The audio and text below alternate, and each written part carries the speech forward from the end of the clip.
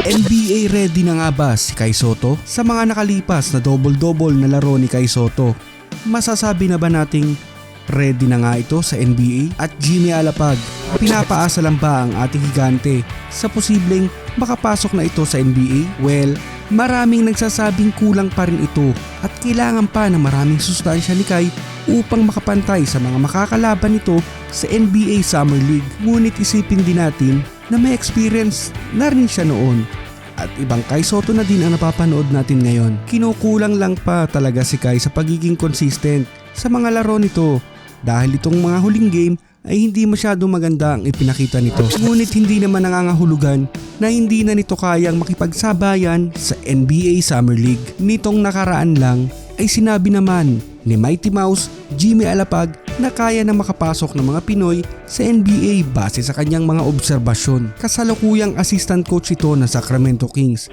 at ayon sa kanya ay ang mga pacing ng laro sa NBA ay nakikita na rin niya sa mga bagong sibol ng mga manlalarong Pinoy. Marahil ang tinutukoy niya rito ay ang mga naglalaro sa KBL at Japan B-League. Kamakailan lang din kasi ay itinanghal na MVP sa KBL ay si Ethan Alvano na isa ring Pinoy.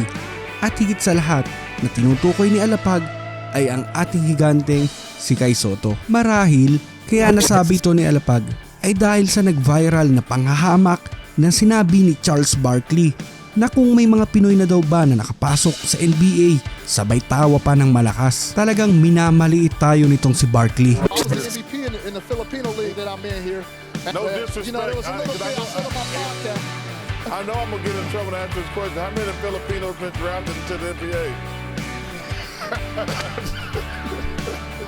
I'm just asking a question, man. Hey Chris, sorry. Kaya siguro napakomento itong si Alapag ay para hindi tayo mawala ng pag-asa at ituloy lang ang pagpupursigi sa paglalaro para balang araw ay may mga Pinoy na makapasok na sa NBA. Siguraduhin lang ni Kai na maganda ang kanyang magiging kondisyon at alagaan pa nito ng husto ang katawan dahil ang pinakatinitingnan ng mga scout ng NBA ay ang kondisyon ng body. Dahil hindi ito kukuha kung hindi maganda ang conditioning dahil nga kinakailangan ng speed sa pagdepensa at pag-opensa, hindi prone sa injury. At isa pa ay ang strength na sa tingin na marami ay kulang pa kay Kai. Subalit, nade-develop naman daw ito at nag-i-improve habang tumatagal ka sa paglalaro ng basketball. At ang panghuli ay ang shooting at stats average at footwork fundamentals na alam naman natin na na-improve na ng husto ni Kai. Sa ngayon ay kailangan pa lang muna magpahinog-hinog pa ni Kai bago magsimula ang NBA Summer League.